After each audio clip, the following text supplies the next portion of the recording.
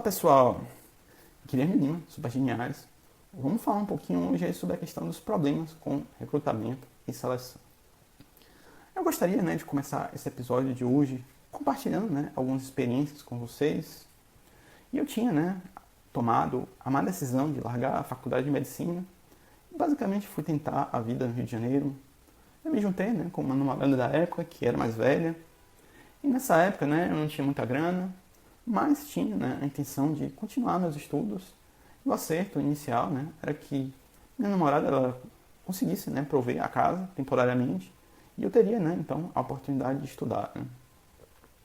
Em determinado momento eu vi que isso ficaria só na promessa. Eu teria que me mexer de alguma forma. Eu tinha planos para estudar, mas não ganhava o suficiente para meramente pagar uma faculdade particular. E mesmo assim, eu também não tinha nem como custear o transporte e a comida para uma faculdade pública. Eu ressenti bastante na época, porque esse acordo ele não se realizou. Então, logo eu percebi que estava precisando trabalhar para tentar me bancar. Então, nessa época, eu gostaria de qualquer vaga que pagasse decentemente as minhas contas e me possibilidade de pagar uma faculdade. E nessa época, eu fiz uma grande variedade de processos seletivos.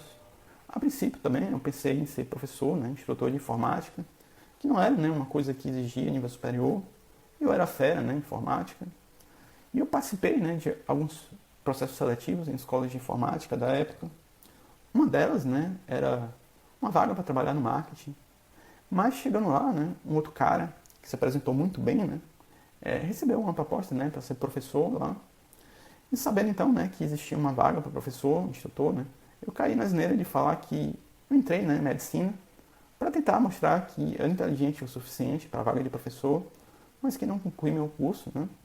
E ao falar isso, todo mundo na sala olhou para mim como se eu fosse um alien, respiraram fundo.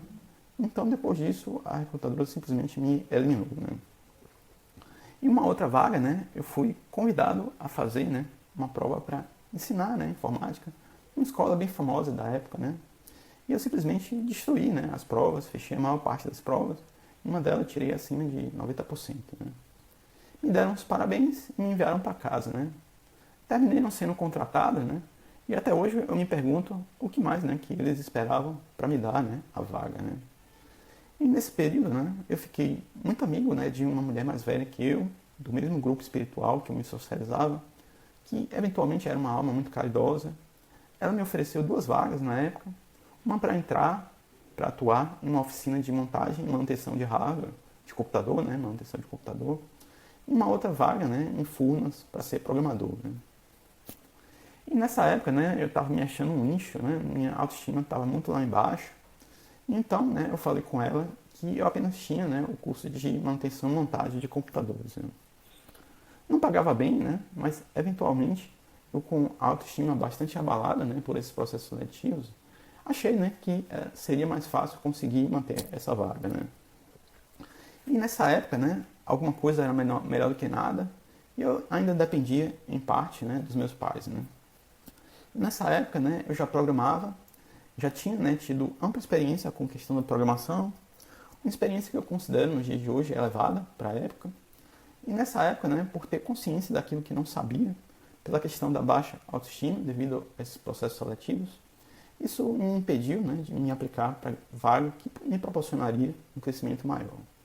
Eu já tinha tido experiência na internet com projetos envolvendo HTML e JavaScript, já tinha tido experiência também com debugar código de máquina, já tinha tido experiência em Turbo Pascal, Basic, COBOL, Logo e até C.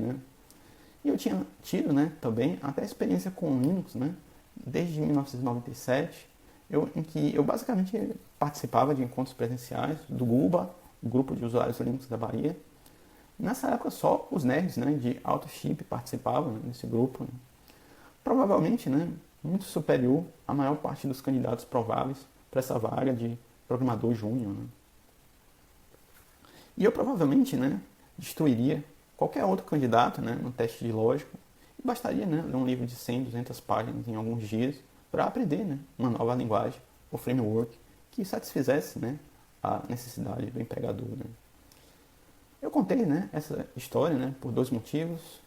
O primeiro seria para não se deixar abater por receber um não, não tentar, né? Não desistir de tentar se você precisar, né? E o segundo motivo, né, seria se conhecer de verdade e acreditar mais em si mesmo para não perder, né, as oportunidades. Né? Nos dias de hoje, né, eu estou tendo a oportunidade de voltar a estudar, né, me requalificar, o que está sendo bastante importante, né, para mim. Então, pessoal, eu gostaria de terminar por hoje. Um grande abraço. Tchau, tchau.